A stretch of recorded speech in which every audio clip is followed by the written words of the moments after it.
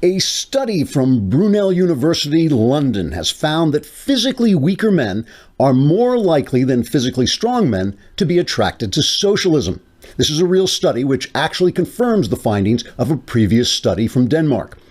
The Brunel academic studied 171 men aged 18 to 40 and found those who favored socialism tended to be what, in scientific terminology, are usually referred to as weaklings, or wimps, or milquetoasts, or panty waists, or pansies, or sissies, or wusses, or doormats, or wimps. Maybe I said wimps already.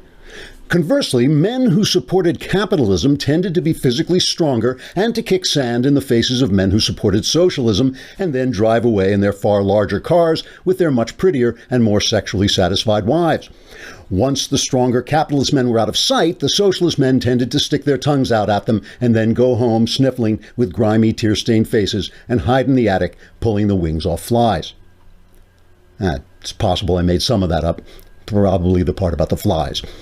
Anyway, the scientists found, and this is true, that men who were more physically formidable were less likely to support the redistribution of wealth, whether or not they were themselves wealthy.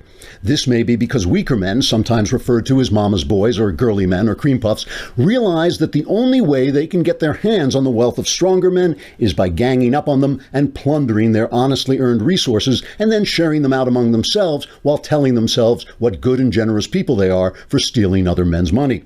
Stronger men, on the other hand, seem to believe that any puling, panty-waist mama's boy willing to expand the tyrannical powers of a constitutionally limited government in order to steal wealth that doesn't belong to him and which he would never have the strength or courage to steal or create on his own, probably deserves to have his underwear seized from the back and pulled so high up his nether bifurcation that he finds himself chewing on the smelly part. Then he should be hung by his shirt collar on the hook inside the locker of the prettiest girl in school, so that when she finds him there, she'll pretend to sympathize with him, but then go on a date with the stronger capitalist man who will be able to support and sexually satisfy her. According to one of the social scientists who performed the study, Dr. Heinrich von Weistheimer, quote, "Our researchers observed that those men who were technically designated as milksops or snivellers or whiny boys tended to more often say things like, 'It's not fair,' and 'I want some too,' in wheedling, high-pitched voices that just made you want to bounce them down the street like so many rubber balls," unquote. After the study was completed, the researchers and the physically stronger capitalist men all went out for a beer together, leaving the weaker socialist men behind, clutching their plush dolls of Barack Obama.